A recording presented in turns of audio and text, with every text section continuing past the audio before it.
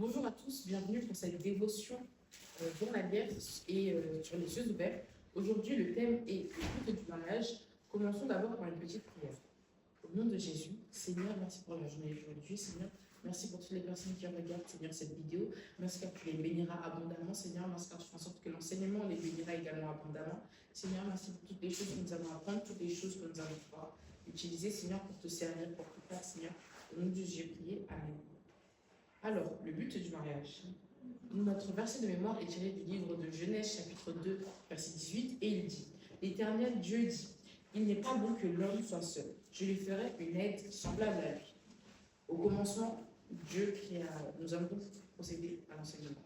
Au commencement, Dieu créa le ciel, la terre, il mit la lumière dans le monde qui n'était qu'obscurité, et après qu'il créa les animaux, il créa également l'homme. Et à partir d'une faute de l'homme, il lui créa la femme. Il créa la femme dans le but d'être une aide, dans le but d'être sa compagne à vie. Il ne la créa pas comme une rivale ou comme quelque chose ou quelqu'un qui puisse peut-être prendre sa place ou prendre son rôle dans la relation que l'homme et la femme ont. Le mariage a donc principalement été créé pour l'accompagnement. Dans Marc, chapitre 3, verset 25, je vais vous le lire.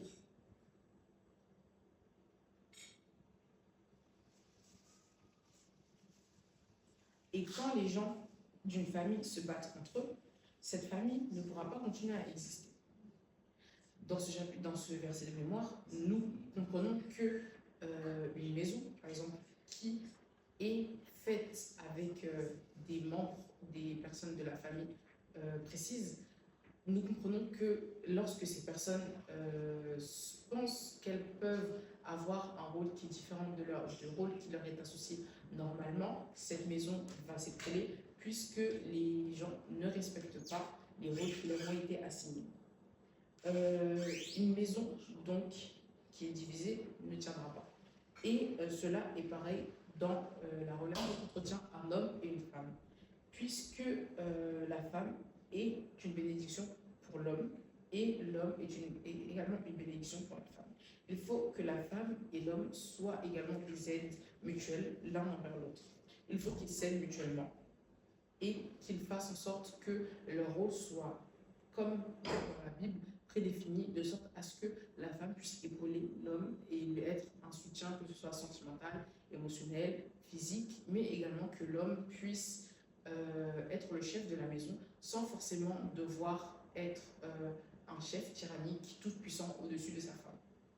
Il doit aimer sa femme comme Jésus a aimé l'Église.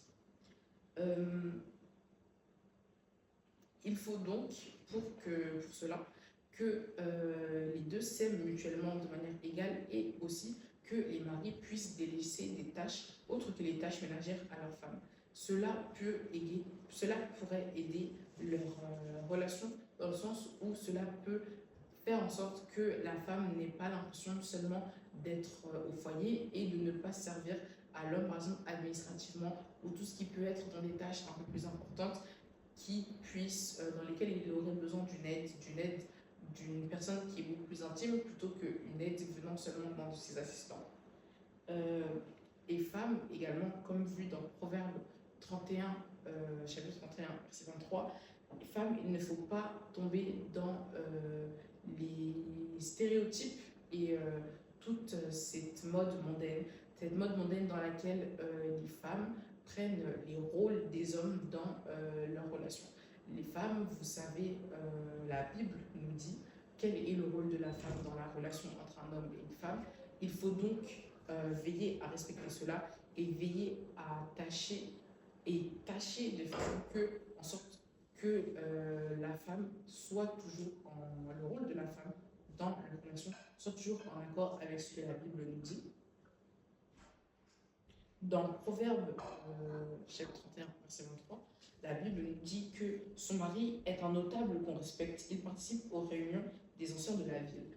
Le mari est donc quelqu'un qui est très très respecté aux yeux de tout le monde dans la relation entre un homme et une femme. La réussite du mari est également la réussite de la femme. Et la réussite de la femme est également la réussite du mari.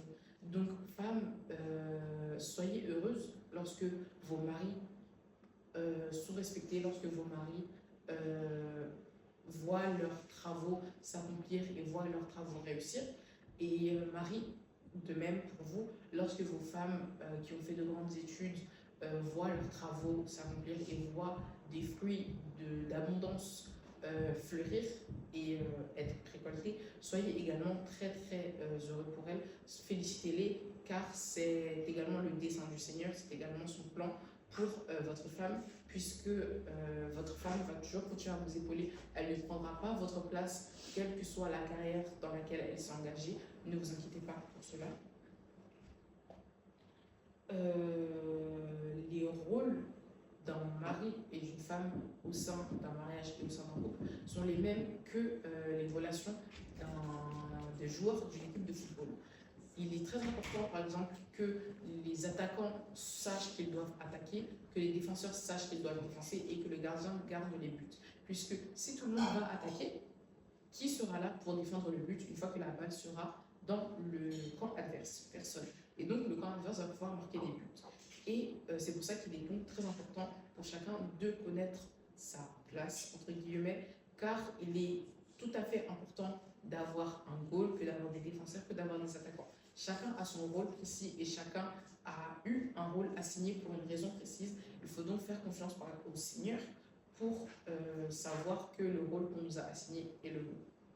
Notre point clé, nous allons donc analyser notre point clé.